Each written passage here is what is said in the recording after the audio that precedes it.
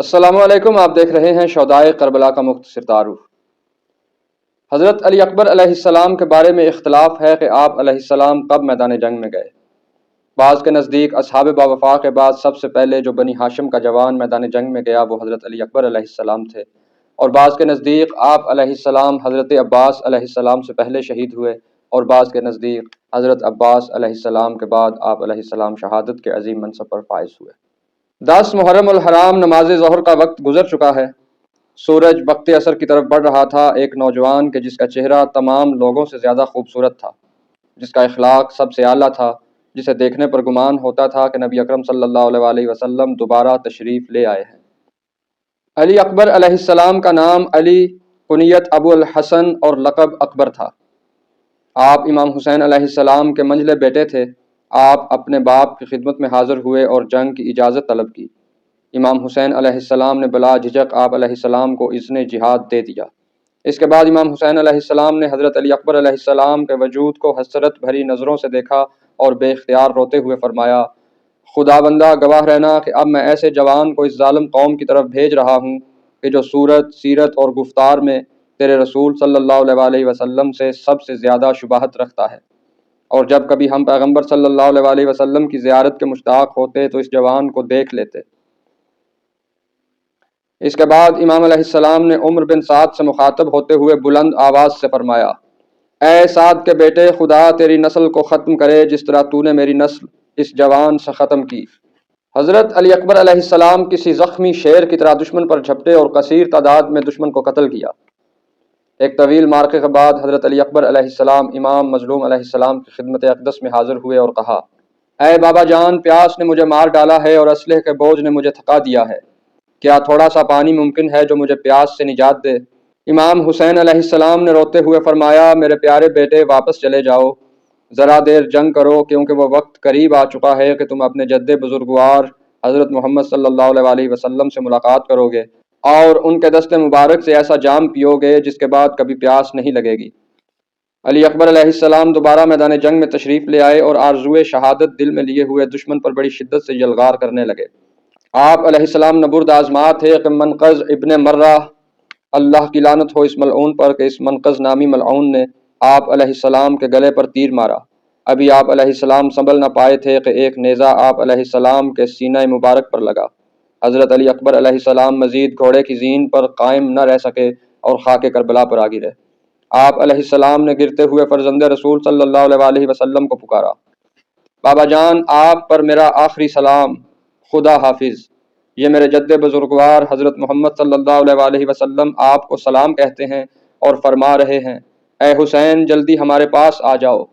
کہا جاتا ہے کہ جب امام علی مقام علیہ السلام نے اپنے جوان سالہ بیٹے کی آواز کو سنا تو مقتل کی طرف چل پڑے۔ یہ بھی کہا جاتا ہے کہ چند قدم چلنے کے بعد یہ صبر کا عظیم پہاڑ منہ کے بل خاک کربلا پر گر پڑتا اور فریاد کرتا کہ اے اکبر، مجھے کچھ نظر نہیں آ رہا۔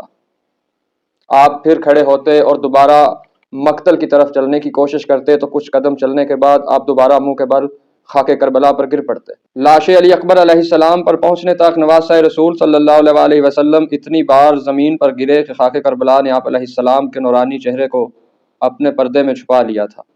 امام حسین علیہ السلام علی اکبر علیہ السلام کے جسد اطہر پر تشریف لائے اور ان کے سرہانے بیٹھ گئے اور اپنا رخسار علی اکبر علیہ السلام کے رخسار پر رکھ کر فرمایا، پیارے بیٹے، خدا اس قوم کو ہلاک کرے جس نے تمہیں قتل کیا۔ یہ قوم خدا پر کتنی گستاخ اور حرمت رسول خدا صلی اللہ علیہ وسلم کو پامال کرنے والی ہے۔ اے میری آنکھوں کے نور، تیرے بعد اس دنیا پر خاک ہو۔ جب امام علی مقام علیہ السلام اپنے جوان سالہ بیٹے کی لاش پر پہنچے اس وقت علی اکبر علیہ السلام کا تقریباً جسم ٹکڑے ٹکڑے ہو چکا تھا۔ ہم شکل پیغمبر خدا صلی اللہ علیہ وسلم سے جا ملے تھے۔ کربلا آزمائشوں کا ایک سلسلہ تھا اور ہر آزمائش پہلی آزمائش سے زیادہ سخت تھی، مگر فرزند رسول صلی اللہ علیہ وسلم کے صبر و استقلال میں ذرا بھی کمی واقع نہیں ہوئی تھی۔ وہ ڈٹے ہوئے تھے نانا کے دین کے لیے، قیامت تک کے مظلوموں کے لیے، انسانیت اور انسانیت کی معراج کے لیے، حق اور آئین خدا کے لیے۔ فرزند رسول صلی اللہ علیہ وسلم صبح سے اپنے اصحاب اور رشتہ داروں کے لاشیں اٹھا رہے تھے۔ زخم، گرمی، پیاس اور غم سے نڈھال تھے، مگر ابھی کچھ لاشیں فرزند رسول صلی اللہ علیہ وسلم کو اور اٹھانی تھی۔